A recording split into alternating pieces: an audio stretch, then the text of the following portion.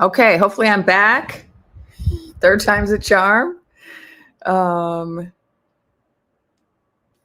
This is my first time going live on Yardstream YouTube. So in the past I used,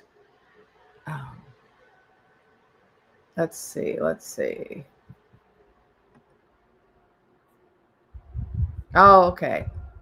Okay, I didn't have the comments turned on. Okay, hi, Iris. How do I add you as a moderator? Okay, I'm trying to figure that out.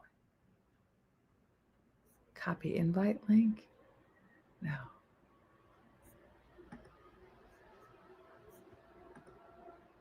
Hello, everybody. I'm just, I'm kind of new to this Yardstream, so give me a minute. I'm trying to get the hang of it. I don't know how to add my moderator. So Iris has modded for me. Did I just add you, Iris? I think I added you. I hit a plus sign. Hello, everybody. I hear someone's there from Arizona. Yeah, let me know where you are. Oh, Sarita, native from the Iowa tribe. Great. Glad to have you here from Kansas. I had a friend from Kansas. He was, now I'm forgetting his tribe. Sorry. Okay, Iris said she's not the moderator yet. Okay, I haven't figured that out yet. But welcome. We got who else? Baltimore.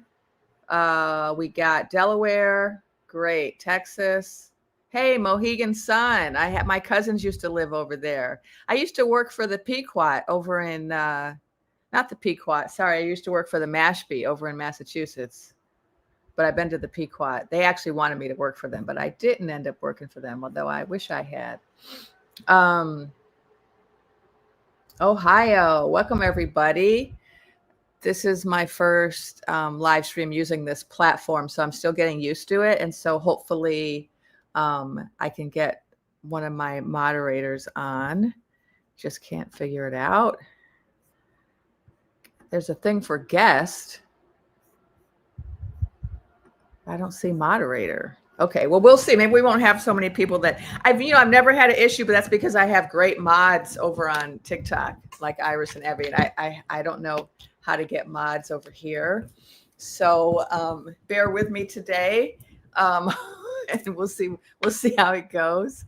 If anyone wants to give me any advice on how to add a moderator, feel free to let me know what you suggest I do.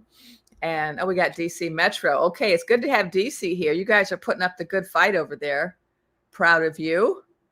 Pequot, yeah. Yeah, I love the Pequot. Their museum, amazing.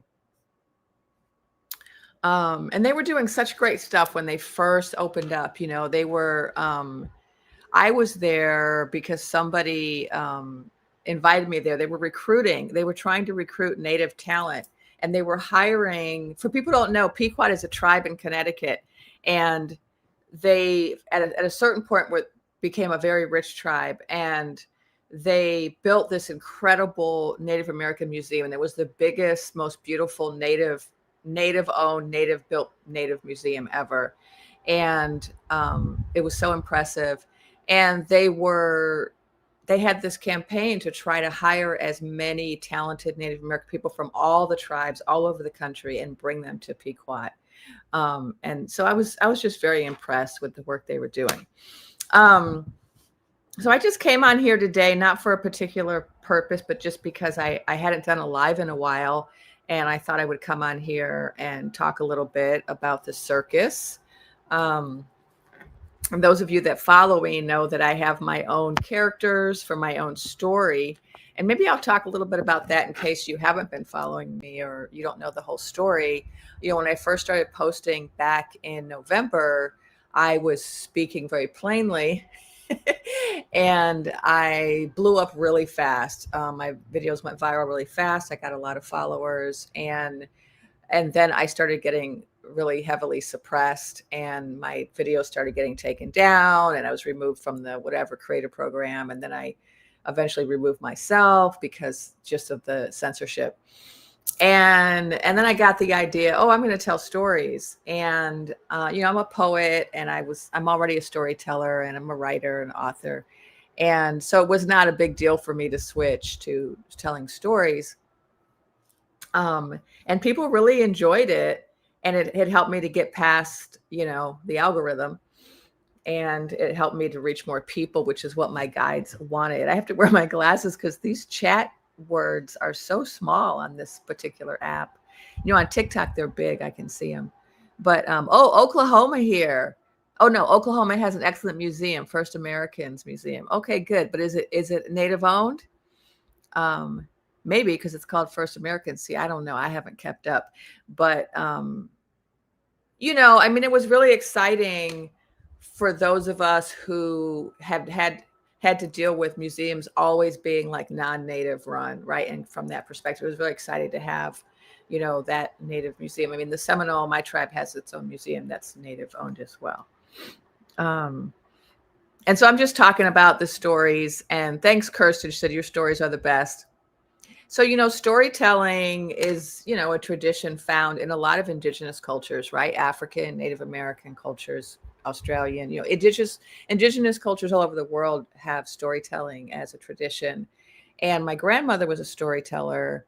And when I was quite young, in my 20s, my grandmother died, and I was devastated because she was just a really important role model to me. And she was a teacher, and now I'm a teacher, and she was a storyteller. She had her own radio show. And when she died, I was getting my master's degree in history. And, history is stories, right? And when she died, I asked her, I can talk to the dead because I'm a medium. And so I asked her to come back and tell me, answer my question. I wanted to know what was I supposed to do with my life because I was still young and I wasn't sure. And she told me to tell stories. And at the time, I didn't know what that meant. And I was like, poems, because I'm a poet. I say history, because I'm studying history. And now here I am all these years later telling stories. So grandma knew way before I did. Yes, the Irish tell great stories. They're Norwegians, right? The Seneca have their own museum. Oh, I'm so glad we're having this conversation about all these native museums. Yeah, so when I first came across the Pequot Museum, that was like 25 years ago, telling my age. Yeah, so there's a lot more museums now, but it was a big deal back then. So yeah, I thought I would come on here. When I do lives, it just gives me a chance to talk about other things and to spend more than 10 minutes, right? Because I typically do 10-minute videos on TikTok, and I just try to tell the story in 10 minutes. And but now I'm branching out and starting, and I'm learning how to use this Yard stream so that I can do lives on YouTube as well as TikTok. And this will allow me to, do longer recorded videos and also lives like this. Oh, okay. Iris is talking to me about next to the chat message, click the menu and select add as managing moderator. Okay. Click the menu.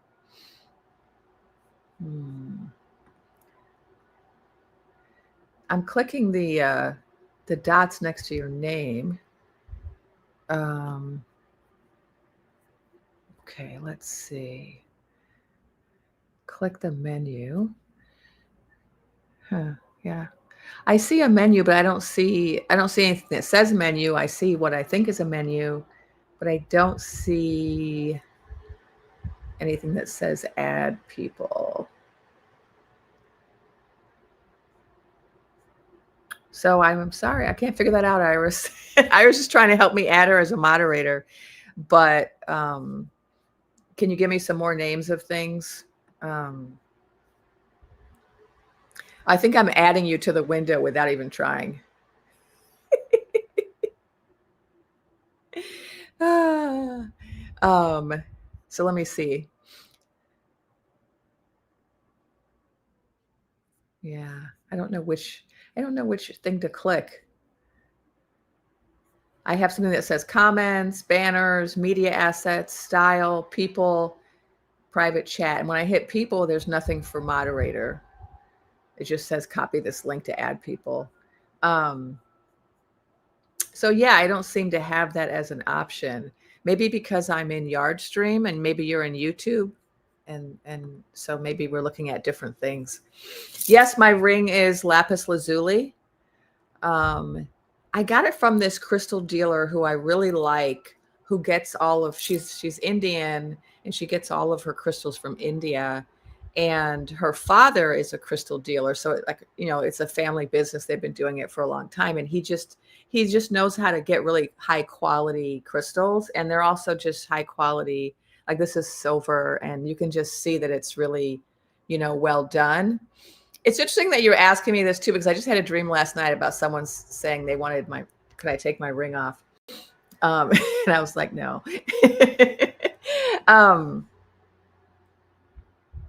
Within the YouTube chat. Oh, okay. I'm not in YouTube. Let's see. If I go to YouTube, how do I get into my live? Okay. Oh, it's going to double. Okay. I just hit pause over there. I see no menu over here in YouTube.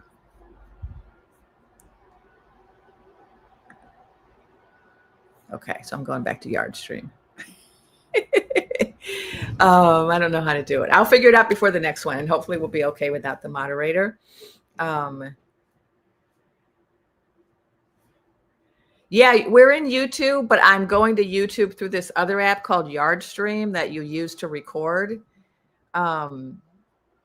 Because YouTube, yeah, I don't know. Anyway, we'll figure it out later. This is my first time doing it this way, so I'll figure it out next time.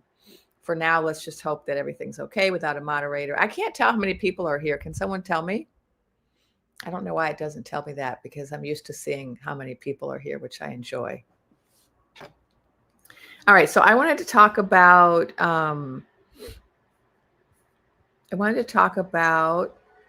the circus. Oh, Amy said she loved my recounting woman video. It's recounting woman, counting man is really the way I say it. So I'm glad that you enjoyed it. I just publicized it. It's been out for a couple years, but I had it on private because I was sending it to places to screen. And then I just decided, let me just make it available to everybody because, all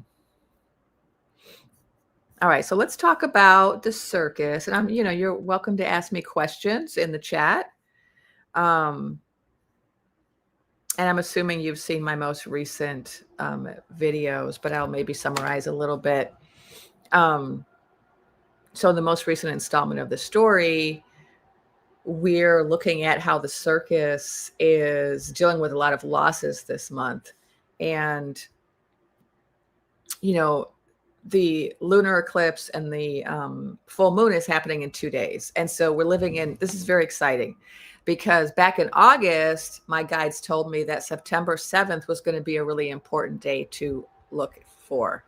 And my impression, although I never gave an actual timeline for when the head clown was going to fall off the elephant, and I did ask my guides and they didn't give me that, but I kind of got the impression that it was going to happen possibly before September 7th. And maybe that was just my wishful thinking and my interpretation, but they said that September 7th was going to be a really big day. And when I asked, well, what about that August 24th day? Because back when I asked, we were still in August and I was like, oh, I can't wait that long. They said it might be between the 24th and the 7th, but I didn't get a definitive date, but I'm feeling hopeful. The date that I got that was really definitive was November 7th. And November 7th was given as a date, not for the head clown. It was given as a date for the collapse of the circus. And so the main thing I was told about September is that September was going to be a very exciting month, but exciting in a good way versus a bad way. So instead of like breaking bad news every day, it was going to be more like breaking good news every day. So I feel like we're seeing that there have been a lot of losses for the circus, especially in terms of court cases. You know, the toy soldiers in the City of Angels, that was ruled illegal, and the you know, the taxes on imports was ruled as illegal by the courts. And I feel like there was another court case also just recently. And then, of course, the most important loss I see is the progression of the whole conversation about releasing the files of Epi, and all of these lionesses coming forward and speaking out at that press conference, 100 of them, and also going to testify before the makers of laws. And so I see these as really good signs. And, you know, these files of Epi are going to spell the downfall of the circus in a way that nothing else can, right? And this is because of the global networks. And so people who've been following me since November, you may recall that I started talking way back last year, probably in December or November, or, you know, I don't keep track of the things I say. So hopefully somebody is.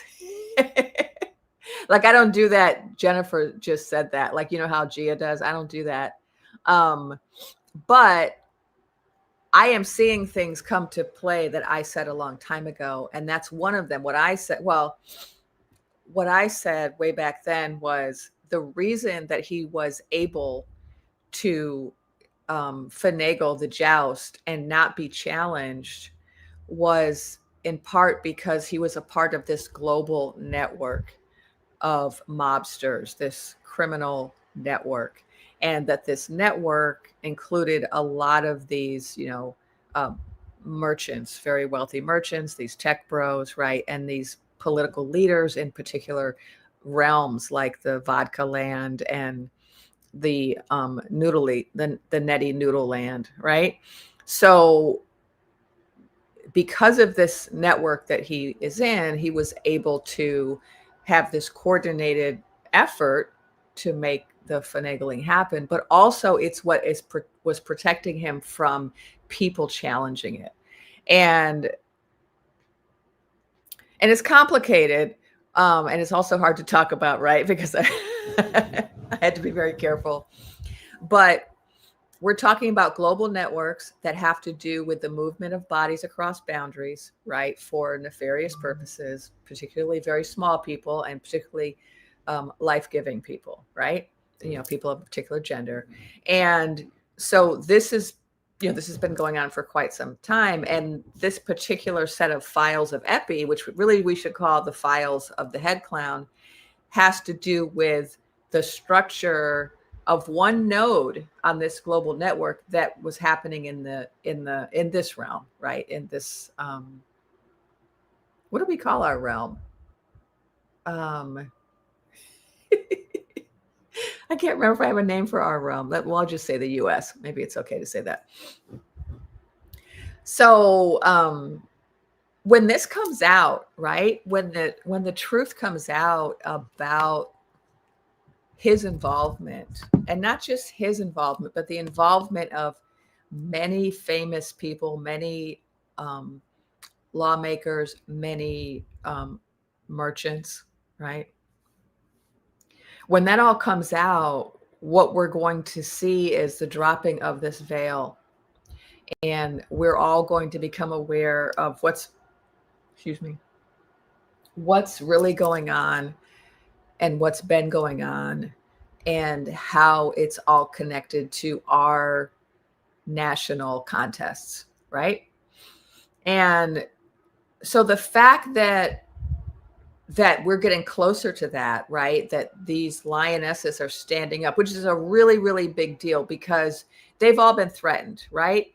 And it's already a big deal if you're a survivor of something that horrendous to be able to speak out. That's already a big deal. But then to also have to do it when you're dealing with people who are threatening your, life, who have made threats against you and your family, to be able to stand up, right? Is a big deal. And so we are seeing this rise of the divine feminine, which is something I also said back in November, that it's the rise of the divine feminine that's going to also spell the end of the circus. So let me look at the questions. So that's what I'm seeing for September. And, one of the things that we have to recognize, the freedom realm, that's ironic. Alma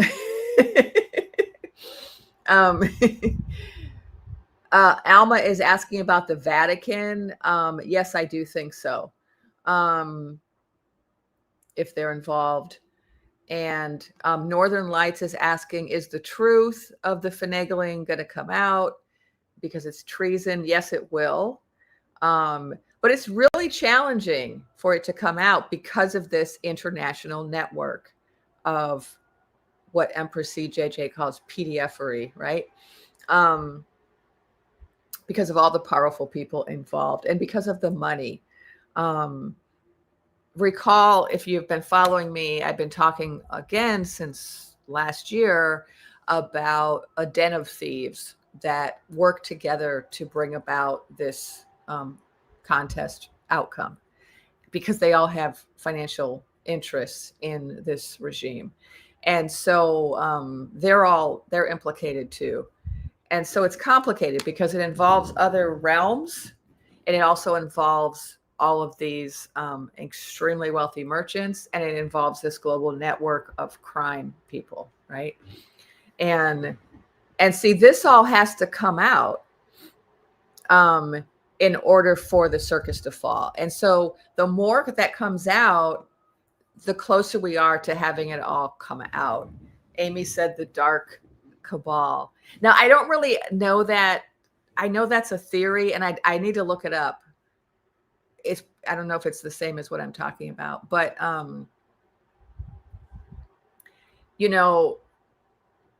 when I first started getting all this information, it's been like 10 months now. And I started getting all this wild information. I was really hesitant to share all of it. And so I've been slowly sharing it more and more. And now I've shared a lot of it. And I know that for some people, it probably is just way out there. For me, it was way out there when I first was getting the information. I was like, oh my God, really? And so, but what I have seen over the last 10 months is that the things that I would say after a couple of months, then a lot of people are saying them. And then after more time, we're starting to see some evidence. So like I was saying back in November, December, that Starboy, right? People don't follow might not know who Starboy is, but he's a, billionaire. I was saying that he had done this with his satellites. I was saying that from the very beginning. Nobody was saying it back then, and it sounded like just a crazy conspiracy theory. And then, of course, over time, everyone is talking about that. He came out and practically admitted it. The head clown actually said, "Oh, he got his computers to help me win." Like it's now there's just I think a lot more evidence now that what sounded like a crazy theory that I had back in November is quite plausible, right? And we now have, the SMART and ETA data coming out, which also appears to verify that theory that something was finagled in a digital way, not in paper way, and that it was done remotely, right? So this is starting to look like evidence for what I got a long time ago. Of course, we're not going to know until all of the data is revealed. So let me just look at these questions. Someone's asking about the results from Rockland. I don't know. I mean, that's not something I specifically have been picking up on. I also haven't asked. But I just feel really good about the fact that all of these investigations are happening, right? That I just think that's really exciting. And so I think that we have, on the one hand, we have the the intuitives, the dreaming women, who are getting our information intuitively, and then we have the other people who are crunching the data and trying to get the information out there. And these are two really important groups of people. They're not the same groups of people. They don't do the same thing. But I think that we're working on the same project, right? And I think that those projects are going to provide evidence for what the Dreaming Women and the 4am Club has been saying from the beginning. So I'm really excited about that. I also feel like if we're talking about evidence for predictions that were made, and I should say at some point, this is for entertainment purposes only. One of the things that I said too, last year, was that there was an investigation going on of the joust behind the scenes in the intelligence community, and that it involved the international community. Now, I said that back then, and we've been waiting and waiting and waiting, and we didn't see any evidence. And now we have two whistleblowers who have come forward and said, well, yeah, actually, that did happen. It involved the NSA and I think NATO, right? So we need more evidence to come out, but I feel good about the fact that the things that I started saying so long ago are starting to get supported with some evidence, right? Okay, so let me look at your questions again. Oh, someone just got a 555. Oh, Deborah's asking about halogenic mask. I meant to look that up. See, I don't know exactly what that is, but it sounds like it matches what I got. So what I got from my guides, they showed me this veil. And, here's the thing. When you work intuitively, you get information and then you have to try to translate it, right, to language that makes sense. And I think the halogenic mask is probably the correct translation for what I saw, but I didn't get that word. So I didn't get that word from my guides, but so you can also put it in the chat more about that if you know more about the halogenic mask. But I'll just tell you what I got. That's all I can speak to, right, is what I got. I was shown this veil, and it was it was, I don't know what it is. I guess I can't say electrical. Let me say it's technological. And so that halogenic, maybe that's a hologram. I'm not sure, but I'm assuming. But I saw it kind of like a hologram of kind of like a glass, kind of like glass, but not glass, because it was, technological. It was, yeah, what's a good word for that? Like a screen. Yeah, it was like a screen, but it wasn't like physically solid. So that's what I saw. And I'm not sure yet what that translates to. And I don't know, was it halogenic technology? Was it AI? What I know is that there was some kind of veil or screen between reality and what we saw. And so that's what I got. And so I'm just checking some more comments. Yes, Steph, the lionesses are standing together as one. Yeah, thanks, Iris, for reminding people to use code words. So we're just telling stories here, and these are the characters in my story. Okay, Venus. I think I can put this on the screen. Can you see that? So Venus said, I'm just learning, people. Bear with me. I'm just learning how to use this Yardstream app. Venus said, I know it's not a fair regime. They definitely self-preserving, but please understand he was meant to happen to awaken people to not just here, but those involved all over the world to put the fire in. So I agree with Venus that from the larger spiritual perspective, the head clown has a purpose that's connected to waking us up. And unfortunately, we're kind of hard-headed. And instead of us waking up the easier way through our beloved Lotus Queen, we have decided to do it the hard way, by being forced to come together through trauma. And, anyone who's been through trauma knows that trauma can be an accelerant, right, for growth. That whenever we go through something very challenging, it causes us to reevaluate things, to change things in our life, to become stronger, to grow and become different people, become more reflective. And so we're dealing with this collective trauma, and it's forcing us to wake up. So there is that bigger picture, and I think it's helpful to remember that bigger picture, because if we don't remember that bigger picture, what could happen is we can start thinking of ourselves as victims. And whenever you think of yourself as a victim, you start feeling disempowered. And it's really, really, really important that we not feel disempowered. Okay. We have agency, we have sovereignty, and together, when we work together, we can change the course of history. We can change what the future looks like. Okay. And so I think the lionesses are also giving us a perfect example of that.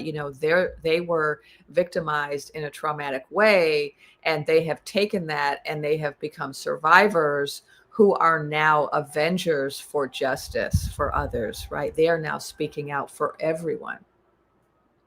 And so that's what they have done with their collective trauma. They have come together in community, and they have stepped into their power, right? And their power is phenomenal. They have the power right now to change things. They are the ones that are going to cause the files to be released. Okay, let me try to catch up on these. Okay, I'm going to hit this comment button and try to catch up. Okay. Okay, the Queen's Exit asked, do you believe that the Lotus Queen being POTUS is a past timeline? I don't really speak in terms of timelines. I know a lot of people do. And the reason I don't is because that's not the way my guides speak to me. So I would say no, I don't see her as part of a past timeline. The thing about Lotus Queen is she has agency, right? And she was aware of what happened. She tried to do something about it. She did not have the support of the people she needed to make it happen. And she has become quite jaded with the reality that we have a very corrupt system. And so she has stepped out of that system, which I think puts us on a very good timeline, if we must talk in timelines, a good trajectory, if you will. Because what I have been shown is that we are not going to keep the structure that we have, that the way we get out of this is not from within it. So it's not going to be, it's not going to be blue hats convincing red hats or becoming the majority. It's not going to be, through additional jousts. It's not going to be through the structure we already have. There's going to have to be a new structure put in place. And so in the new structure, there's still a possibility for her to be in that, but she's not going to be in this structure. And so the thing is, we've got to get to that point. She's kind of ahead of us. That's the way I see it. She's a little bit ahead of us in terms of her understanding. When I say us, I mean the collective. She's a little bit ahead, maybe not the people in this live, but the whole collective, right? As a whole, the population, a lot of people are still wedded to this idea that we're going to keep our current government structure and just tweak it a little, right? We just got to get some bad apples out of there and some good apples in, but it's really beyond that point. And so there has to be a restructure. And so for her to come out and say, I can't be a part of this, it's too corrupt, for me, that matches what I've seen already for the future. So I find that encouraging. If she were to come out and say, I'm running for 2028 or something, I would be like, what? That's not going to happen. So we're not going to have jousts the way we've had them. There's going to be, things are going to radically change. And they have to, because of how bad things are, right? And I mean, a lot of us who are here today, we know, right? We know how bad they are. I mean, and more people are becoming clear about how bad they are. It's not that, it's like if you cook something and, you forget an ingredient or you add an ingredient you shouldn't add, and things taste a little bit off and you're like, well, maybe I could fix it if I add some other spices, right? We're in a situation where, everything in the recipe is bad. It's either rotten or it's the wrong combination, right? We got to start over, right? We've got to create a whole new recipe. So, yeah. Oh, here's another question. Is what we are going through, this is from Renee Treon, is what we are going through, I'm gonna rephrase your thing, meant to help not only us, but the whole world, all of the lessons. Yes. And that's because we're all connected. So this corruption and this bad traffic that's being exposed by the lionesses is global. And this joust that was finagled did not happen just because of bad actors here. It actually involved other people in other realms. So it's already a global problem. It's not an us problem. It's not a realm of freedom problem. It's not a, US problem. It's unfortunately, it no longer is just our problem. And of course, it's no longer our problem either, because the head clown is creating problems for a lot of realms. So our problem has become everyone's problem as well. But it already was everyone's problem, not everyone's, but it already was some people's problem because they were already implicated. Okay. So how do I take that down? Okay, take that down. And so here's a question I can put up from Ian Nye. Any guidance on where the whole new recipe is coming from? Yes, it's coming from us. It's coming from us. It's the people. And we are seeing that. So we're seeing that in a lot of different ways. We're seeing all of the people's parades, which I know we're also not seeing because we don't have town criers anymore. So we don't have a free press, right? And so we don't always have reports of it. But like in the capital city, they have been doing parades like daily. And it's very hard to get news about this, but they really are standing up and speaking out. But it's happening everywhere. Like Iowa, has been doing a whole lot of parades. I mean, just there's been people's parades in small little red towns in country areas all over this realm. So it's not just the big cities, it's people everywhere. We also have people just blowing up the phones and the postcards and the stuff sending to the representatives. We also have people on all of the platforms, right? The social media platforms speaking up, excuse me. But we also have the pressure that we're putting on people is causing these blue leaders to stand up. And so like I'm in California, we've got our, what I call Governor New Booty, who's been trolling the head clown like a maniac. And I'm so here for it. And he's doing that to wake people up, to wake up the Magatonians, right? The people who were worshiping that type of juvenile behavior online. he's providing a mirror for them. Like, you see how crazy this is? You see how absurd this is? To try to break the illusion of the cult, right? But also he's doing that because of the pressure that we put on him, right? To stand up. And then it's happening in Illinois, it's happening in Baltimore, it's happening in New York, right? That in DC, it's happening, that these leaders are standing up because it's what the people want, right? And so it's going to have to be us. And it's not just us. So I don't want people to think, oh, no one's got our back but us. You know, as we're seeing, we have these leaders coming up, and we also have the people in the dome-shaped building, right, who are trying to get these files released. We do have them putting forward, proclamations all the time, trying to get things changed. We have lawsuits being filed, right, by all of these governors as well, and by the ACLU. We have people in other realms, right? Internationally, people have been engaging in people's parades for months in support of us. We have the leaders of other realms saying no to the head clown and figuring out workarounds. Their people are creating new alliances, new trade alliances. People are refusing to agree to things that are being asked of them. And so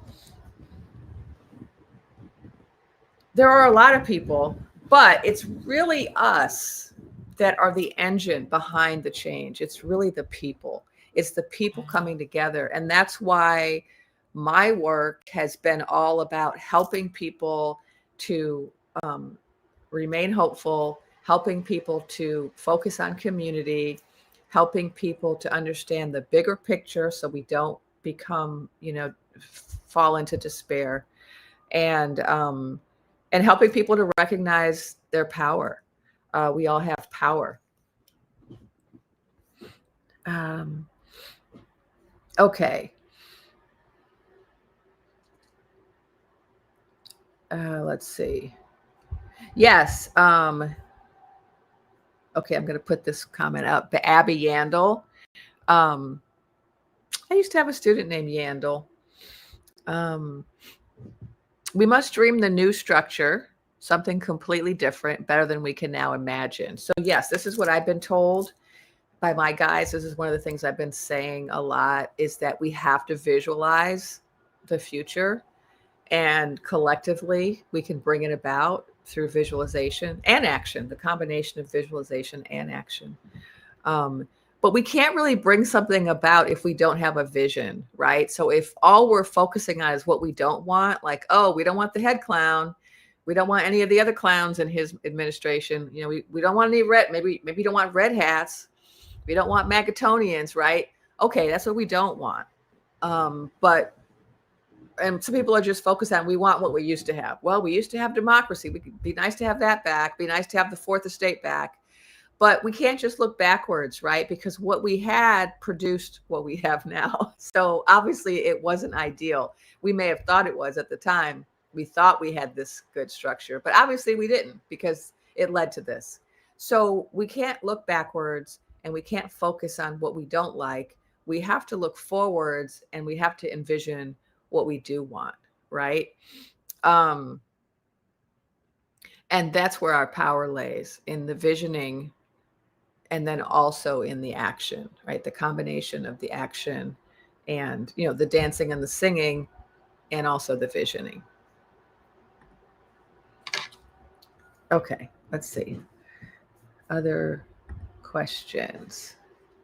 Oh, can someone tell me how many people are here? Because I can't tell. That's what I like about going live on TikTok. You can see how many people are there.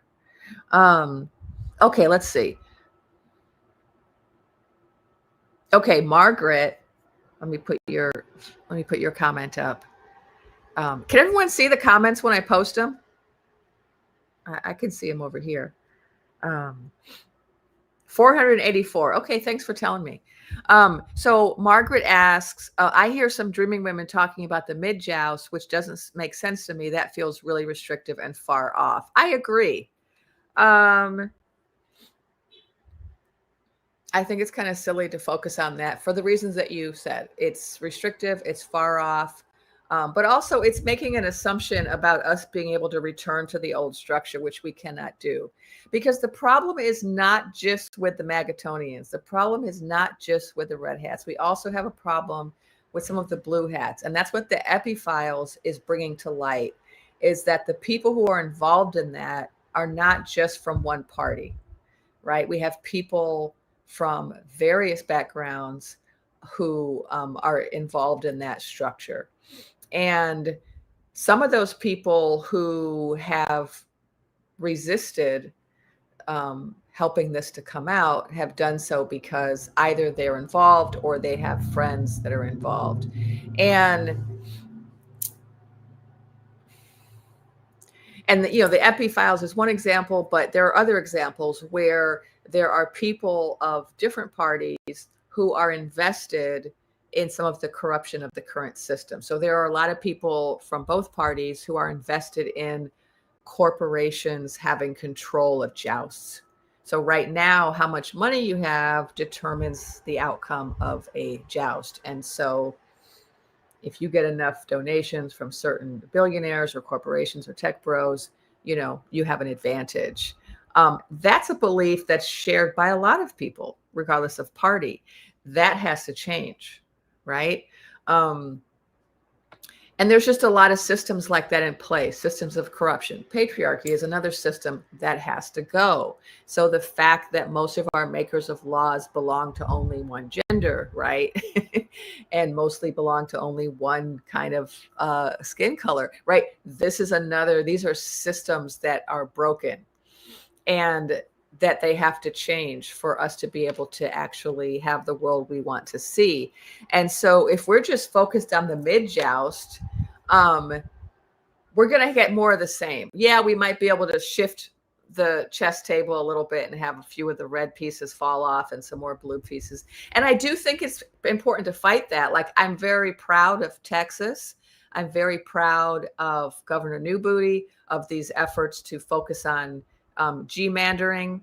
I think doing that is important, because what it's doing is it's again breaking away the veils, right? So gerrymandering is something that's been going on for a while, and it's among other things a racist project. And for people to start talking about it more and make it like this public discussion is allowing people to see what's wrong with our structure, right? That this is being allowed, that we think we live in a I'm trying to be careful, like how many words you see when I tell my stories, I don't use that many real words, but I'm speaking extemporaneously. So I got to think of words for everything. But I think I can say democracy. We think we have that, right? But if you start looking at gerrymandering, then you realize, okay, we don't. Right? We didn't, even before this circus came to town, we didn't have that because we had that gerrymandering going on. So these kind of discussions are really important because they're like pulling away these veils, right? And this is what it's all about. The head clown coming, the circus coming, the big picture is they're coming here to reveal things, right? That wasn't their plan. I mean, it's not a part of their agenda. But that's the bigger spiritual agenda, is that their presence is making us more aware of all of these things. And so, no, I don't think focusing on the mid-joust is a good idea, especially since what we've seen with the last joust is that we no longer have jousts, right, that are actually free and fair. That's a thing of the past. And so, is there any guarantee we're going to have a joust that's not finagled with for the mid-joust? We have no evidence to suggest that at this time. The only thing we have to go on is the fact that Starboy is fighting with Head Clown means he might not be able to do what he did last time. However, we are hearing rumors that Starboy is trying to chum up to Assistant Clown. And we know that Head Clown's days are numbered, so it's going to be Assistant Clown pretty soon. And if Assistant Clown and Starboy are in cahoots, then we might have another finagling, right? So We can't put all our eggs in that basket. Representatives stop representing. Yeah, that's a good way to put it, Gray. The representatives stopped representing. They were doing it before Starboy, right? So obviously not as bad as what we're dealing with now, right? But the point is there were some problems that we had, and now we have a much bigger problem, right? And so we want to be aware of all of them so that when we go forward, we get rid of not just the biggest problem, which is the circus, but we get rid of the potential for other circuses, right? That's what we want to get rid of, is we want to make sure this never happens again.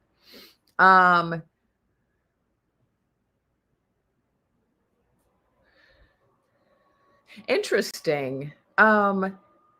Teresa, at any time or place in history, was there a model of feminine energy that held a higher role in society? Did we usurp our power? Wasn't taken from us? Oh yeah, most definitely. So I'm a little baffled by this question. It's like, it's just so sad that we don't know this, that we weren't taught this. So if we look at indigenous cultures, many of them were, and some still are, matriarchal. And in matriarchal societies, like the Seminole, that my grandmother was Seminole, the society I descend from is matriarchal. And what that means is that women have really have big positions of power. And in matriarchal societies, you tend to have a balance between the genders. You also tend to have more than two genders. So in a lot of indigenous cultures, we have the idea of two-spirit. It's not just male, female. There are third and fourth genders, people who are neither male nor female, or who are a mix of male and female. And so in matriarchal societies, there's respect for different genders, sexuality, etc. It's not an issue. And there's also an understanding that you have to have balance between genders, that there has to be power sharing, right, in matriarchal societies. Now, so the most recent matriarchal societies are indigenous societies, and some still exist. But if you look at European Western culture, it's been patriarchal for a long time. There was, however, matriarchal societies in the ancient past of Europe and Asia. Especially in India, we have evidence for matriarchal societies. They have documented proof of that, because India, of course, is one of the oldest literary cultures, right, that wrote things down. So they have writings from, long before the Europeans, for example. And so they have, some written documents about their matriarchal societies. And so, yeah, there used to be matriarchal societies. At some point, patriarchal societies took over. There used to be this great book. What is it called? When God Was a Woman. I read it when I was like in my 20s. What was her name? Myriad. Someone probably knows this book. You can put it in the chat. But it was called When God Was a Woman. It's a great historical overview of matriarchal societies and how we transition to patriarchal societies. And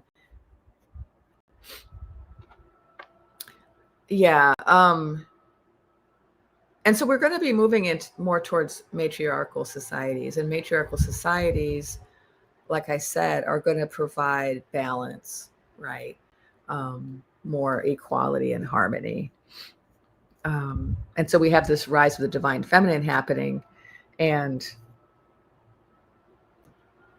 that's one of the outcomes that we're gonna have. Okay, I'm just looking at the comments. So Grace, okay, I'll put you up here. Grace Gilbert said, I think things have to swing to the very extreme before they can balance. And she's referencing gerrymandering in Texas. I thought you were talking in general. I know some people say that. I think we are at extreme right now.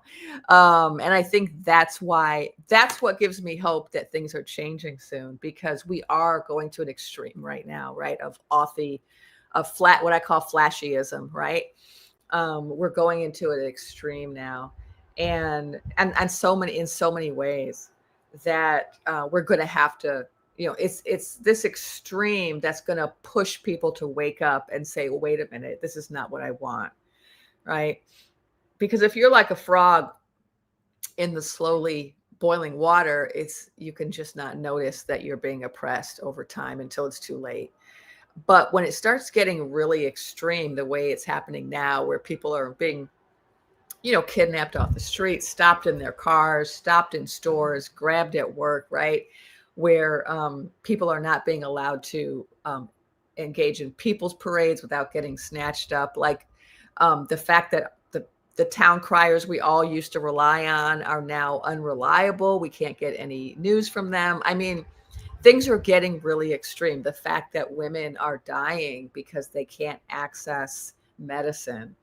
Things are getting extreme. And so in particular, when you're talking about gerrymandering in Texas, I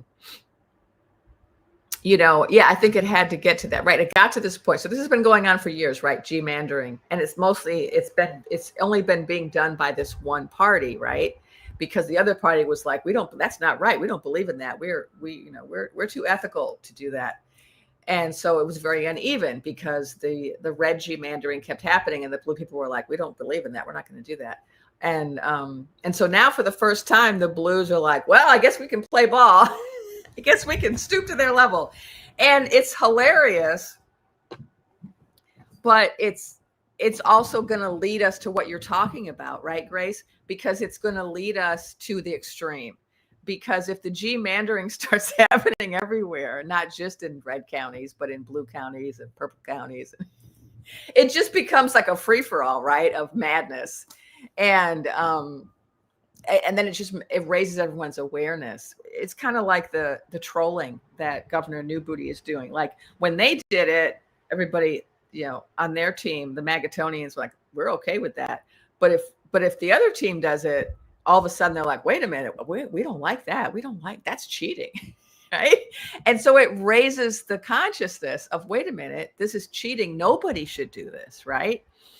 And, I'm a philosopher. So I used to be a philosophy professor and I used to teach Kant. And, Kant, he had this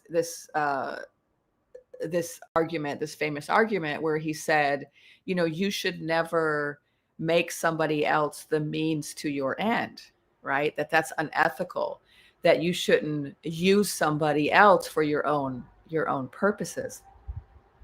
And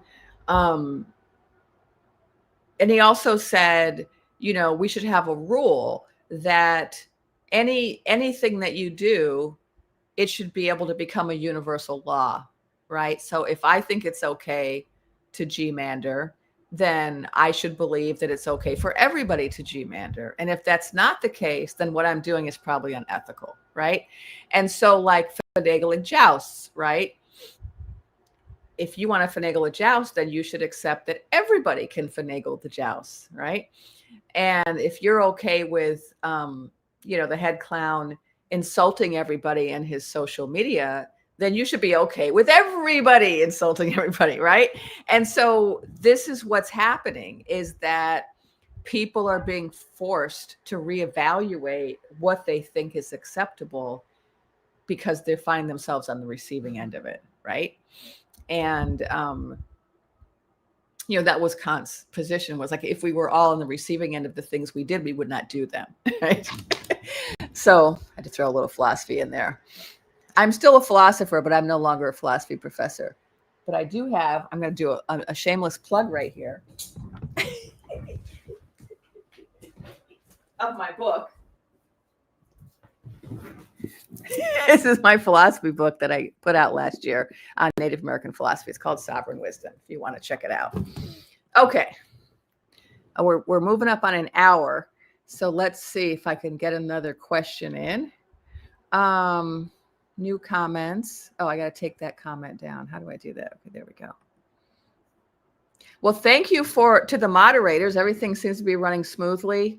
I've been very fortunate. I used to do lives every day, and I had great moderators, but I also just feel that I've been very blessed because in my text, in my, my post as well, I just almost never get any negative comments from anybody. I know some people really get a lot of them, and I'm just really grateful that I don't. Okay, so I'm trying to catch up with these comments. How many people are in here now? And I'm sorry this book is so expensive, Amy. Amy Kidder said they want to buy the book. I have no control over that. The publisher, it's an academic book, and they set the price really high because they sell it to professors. And I wish I could sell it for a reasonable price, but I have no say over it. I also don't really make any money off of it, but I believe in it, though. I believe in the project. I spent 20 years working on it. It means a lot to me, even if it's not something that makes me any money. I have other books, though. I'm looking at your questions. I want to see if I can get another question in. I love answering questions. So that's what I like about lives. Angela Proto. Yes, I was a philosophy professor. I left philosophy and I got on this healing path. So, sometimes that happens I spent my whole life in school getting all these credentials and getting an academic job, which is not easy to do. I also got tenure and I walked away to become a medical intuitive. Okay, I'm just looking for some more questions.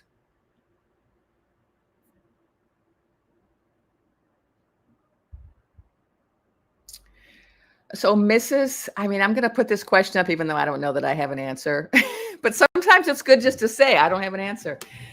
What is the near future of Europe being more and more far right? I don't see it that way.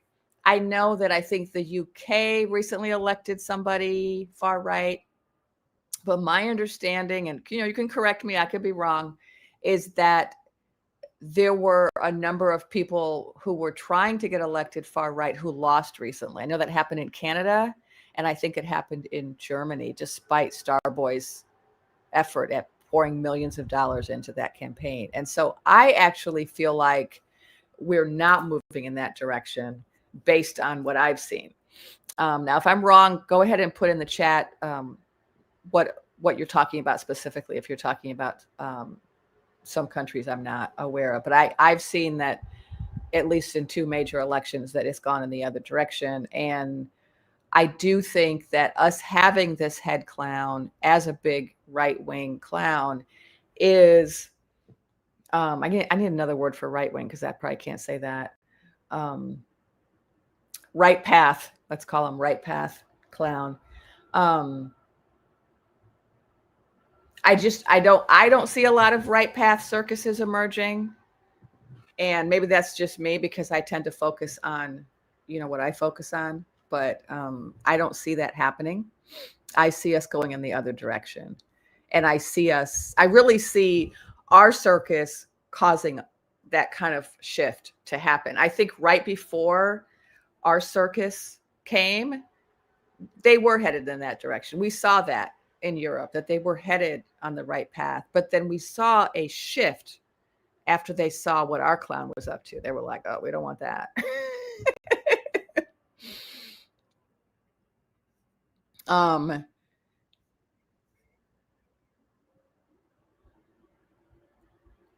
Oh yeah, Rose is talking about the G-mandering in Texas. Rose is in Texas. Okay, let me look at new comments. Oh, there's the number, 475. I just hadn't figured it out. How many people were here? Oh wait, I just saw a question. Where'd it go? About the LVAD.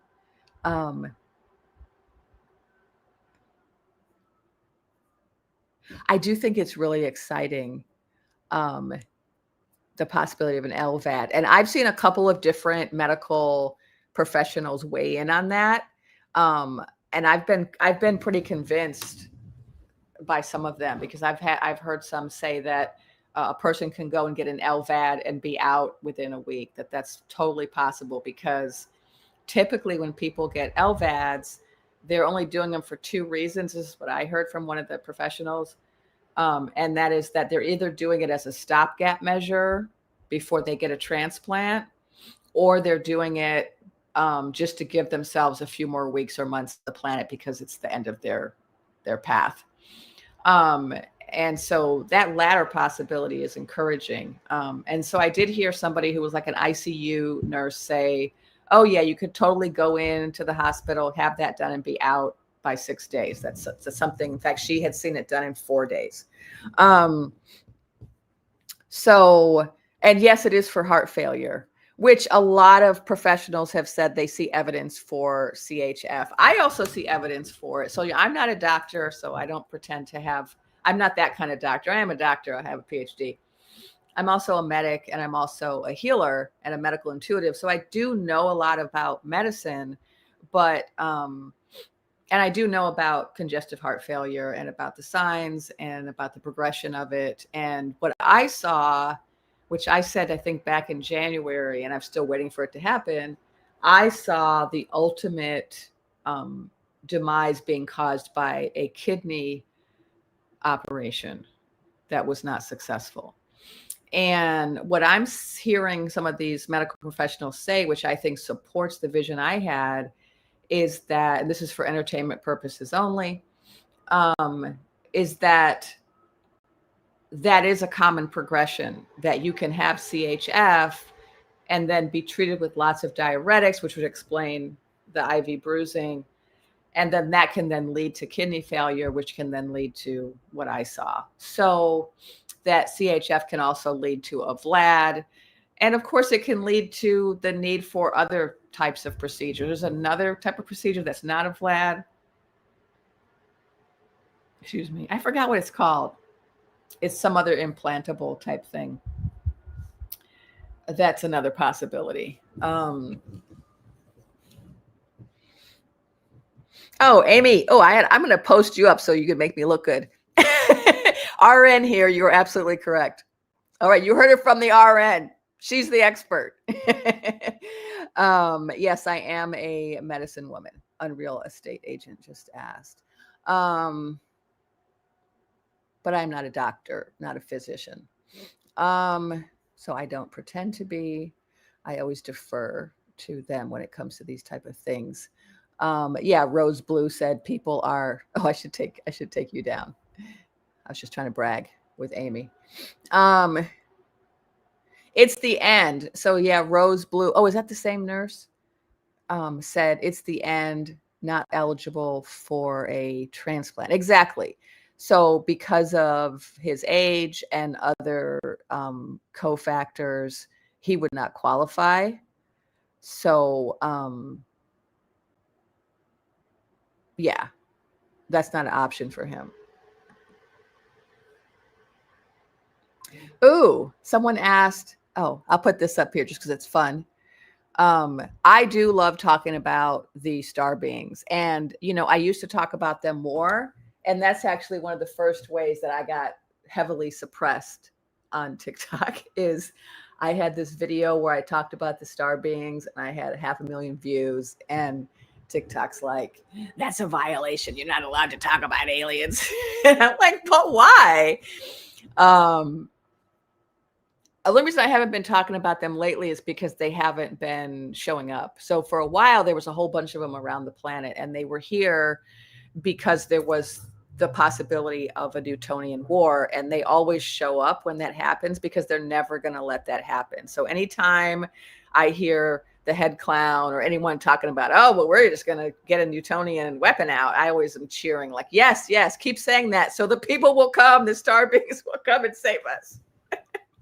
Now, here's the thing. They said that they can't save us without our consent. And what they told me at the time, which was back in, I don't know, January, whenever that was, when they were all gathered around the planet, they said that they needed a critical mass of humans to ask them to intervene. And we didn't have enough. I was doing meditations every day telling people, please ask them to help, ask them to intervene. We need help, save us. Okay, so for those who don't know, 3i Atlas is a object that is careening through space, heading for our galaxy. And there are different theories out there about what it is. Some people are saying it's a comet, some kind of natural projectile. But other people are saying, no, the physics doesn't really make sense for that. It's accelerating. It's got certain particles, like they've determined that it's got tin, which I guess if you find tin without iron. It's not a naturally occurring mineral by itself or something. So people are, and NASA, some people said that NASA actually came out and said it's a spacecraft. I don't know if that's true because I haven't been following the details of the story. I've just been kind of hearing things on the TikTok streets and the YouTube streets. And so I don't know. I haven't done any research on it. But I think it's really exciting. And I am hoping that if they are star beings headed here, that I'll hear from them and then I'll get some information I can share with you in the future. I feel very excited. And I can tell you that intuitively, I feel that it is a ship and that they are coming here intentionally. And it gives me hope.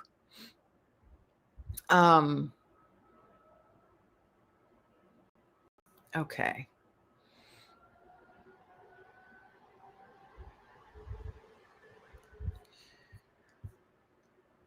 Okay.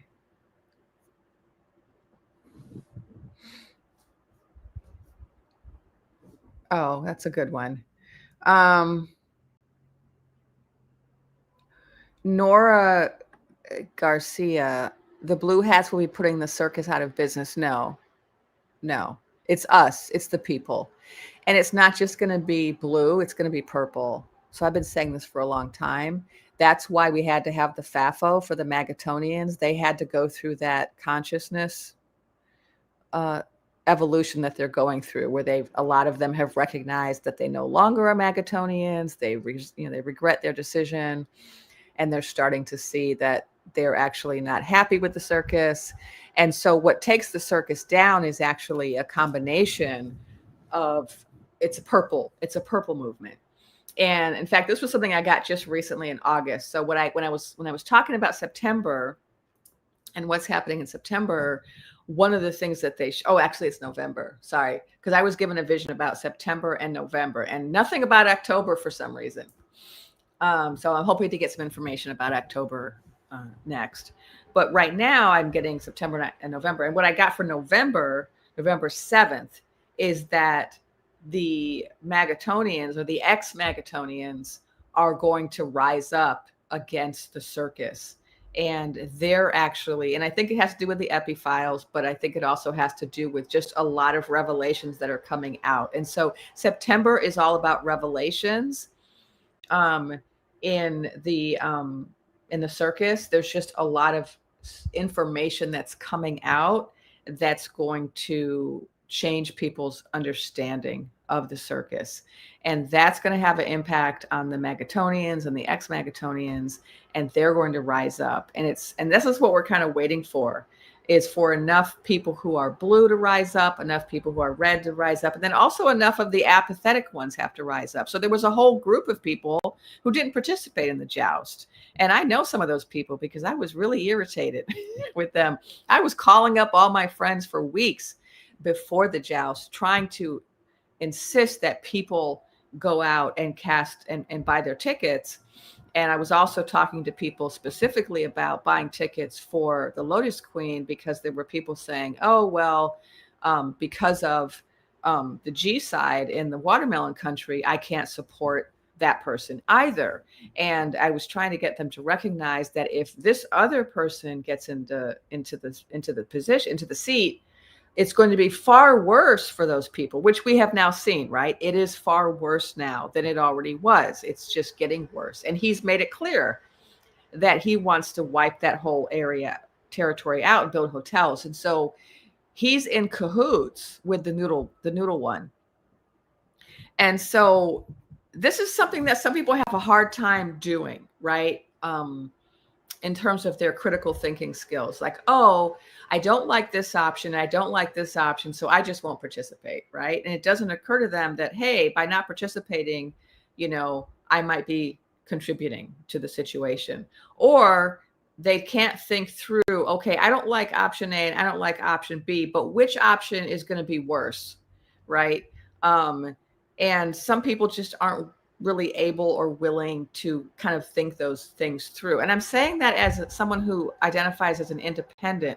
And so I don't identify as a blue hat, and I never have, but I do know what it means to strategically support certain people because of what I see as the potential outcome.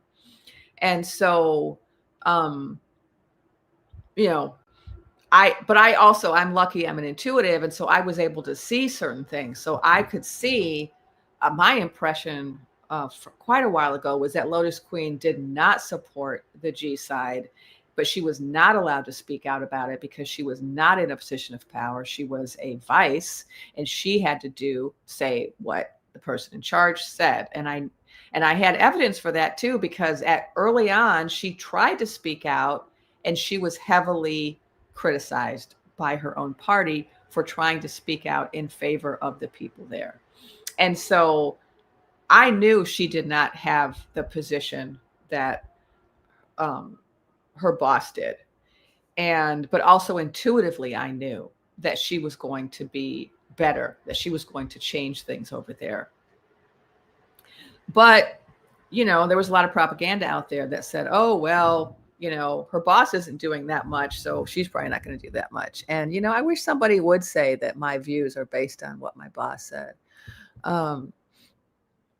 Okay, so I'm going to just go for maybe like another 10 minutes because, and 10, 15 minutes, get a few more questions. And I know some people have probably just logged in, and so you didn't hear what I said earlier. And I don't know, should I repeat it or should I just keep answering questions? I think I'll just keep answering questions.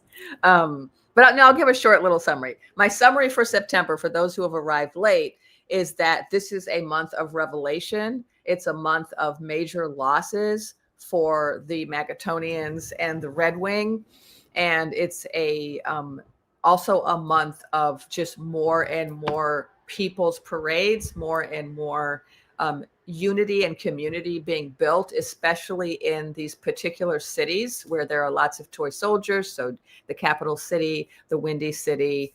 I also saw Iowa is really significant place for where really important things are happening. And then also, of course, we have the lionesses standing up, the 100 lionesses who did the press conference and who are pushing for the release of the files of Epi. And so I feel we have a lot of evidence that September is a very good month for us, that things are changing, that, we're starting to move in the right direction. So that's my summary for September. And then I'm just answering questions. Let's see. Yes, I will post this live, Jade McClinch. I always post my lives. Hey, someone just said Amy said they're from Chicagoland. So am I. I'm from the Windy City. That's my hometown. Jojo, do I have insights about what Kamala might reveal in her book? I do not, and I have not read it. I mean, she's out now. It must be out now, right? She's on tour. So I guess you can just read it. All I know about her, which I said earlier, maybe you weren't here, is that she's aware of what happened. She wanted to do something about it. There were plans to do something about it. And then something changed in January. And what I saw changed was that there were too many people who were, there were people who were corrupt, but then there were also people who were afraid. And because the circus is not just a collection of people who like to be in charge of things, but it's a mob. It's a crime family, and it's a global crime family. And so there were threats made, and there were payoffs and there were threats. And so between the payoffs and the threats, that's why nothing was done. It was not just, it was payoffs and the threats, but it was also the blackmail, right, of like Epi-file people. So I think she knows all that, and I don't think it's going to be in the book. So I'm really curious to know what she's going to put in there, because what I was told quite a while ago was that it could not come from her. It could not come from her, and it could not come from any blue wing people at all. It had to come from a neutral third party. And I was told that the neutral third party would be probably international, probably outside of this realm. And so the recent news we got about these two blowers of whistles that that both said it was an agency that did an audit that knows exactly what happened and then shared it with an international body. For me, that confirms what I got. And so I'm expecting it to come out in that way. I'm expecting us to get to a point where enough things have shifted because of mostly us that that international body is going to confirm what we already know. But it's not like they're going to save us. So we're not going to be saved by somebody. We are going to do the saving, but then people are going to help us.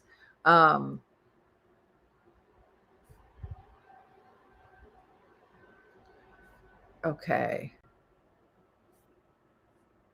Okay, so let me see if we got a new comments. Yes, an international council that will rule the world going forward. Froxy, Roxy.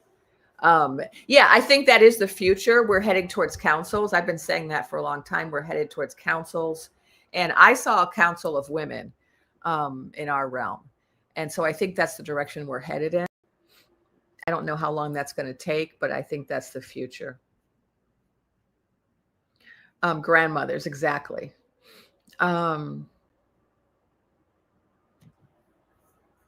Oh yeah, Nora.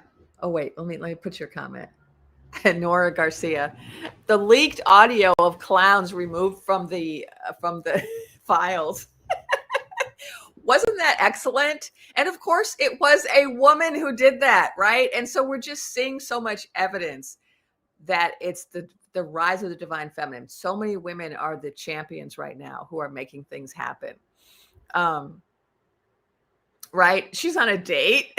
So for people who don't know, there was some, Department of Injustice official. And he was on a date. And his date was like, let me get my phone out and do a little surreptitious recording. How did she finagle it, right? Like I've been trying to imagine, like she had her purse set up on the table with the phone. Like how did she do it? She's so slick. I don't know, maybe you guys know how she did it, but she basically got video of this dude holding forth at great length about how he's going to cheat and how he's going to take his Sharpie pen and cross out all the names of people that are from the right wing, the right path, and only leave the blue path people in the list. Hilarious.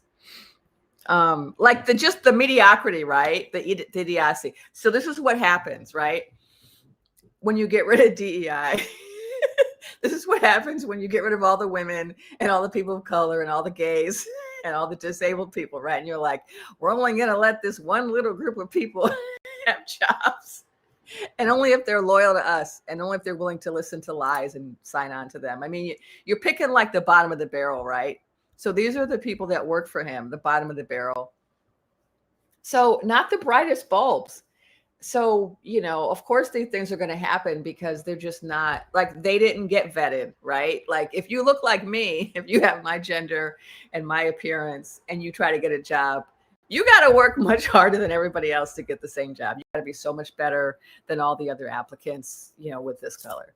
And so when you get a job, you're like, way qualified. That's not the experience of this group of people in this circus because they're not competing, right? They're not competing with anybody. And so we got these bozos.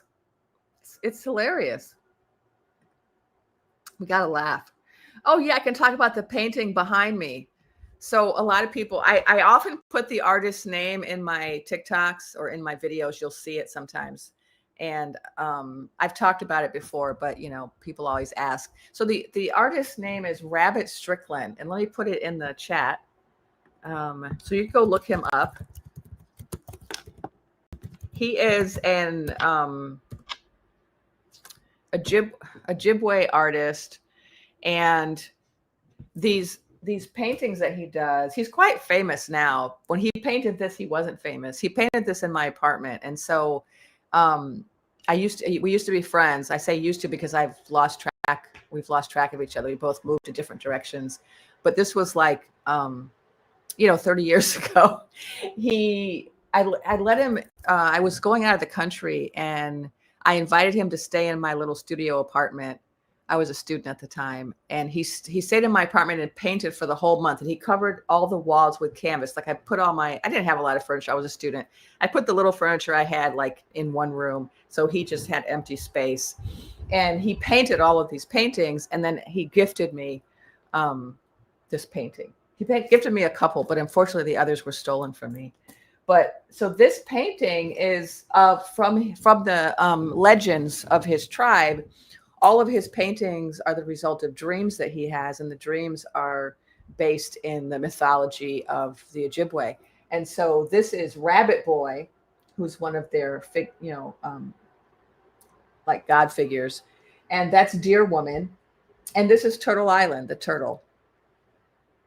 And you see like Rabbit Boy is, got a torch. He's burning something, and he's also carrying a staff.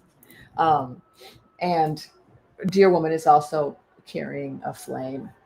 So this was from one of his dreams. And so look him up, Rabbit Strickland. Look him up. He has a website, and, buy something from him or support him in some way. I just love his art. You could now see his art on the cover of different books, and he's really become well known. But when I knew him way back then, he wasn't, but I knew that he would be one day because he's just so gifted. Yeah, it looks like one of them is, is got, sage probably, or some herb, right, for medicine. And that staff too is often a sign of, leadership.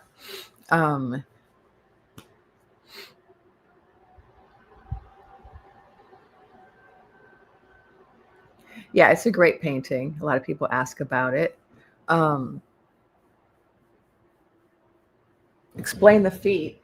Oh, because he is Rabbit Boy, so he has rabbit feet because he's part rabbit, part human. Yeah, this is Rabbit Boy, so he has rabbit feet. And see how Deer Woman has deer antlers. Oh, see, she's got antlers on her head. She's Deer Woman. She's part deer, part human. Yeah. So you can go look up, the legends of the tribe. I obviously am not an expert on that tribal legend. I only know, what he told me. Okay, so I'm going to end it now. It's been an hour and a half, which is, pretty good. And I am going to be doing more lives. I will post this live on my YouTube, so you can listen to the whole thing. And thank you, everyone, for showing up. I'm supposed to say some other things. I always forget to promote myself. So I have a Patreon account. And so if you want to support me, you could join my Patreon as a, $10 subscriber or whatever. It's, and I do some extra videos over there for members. I also teach classes. So if you go to my link tree, I have classes on my website on medical intuition, akashic records, and energy healing. And so you could also support me by taking some of my classes. So thanks a lot for showing up. Thank you for all the questions. Thank you for listening to my stories and for following me. And I will see you again soon. And thank you to Iris for moderating.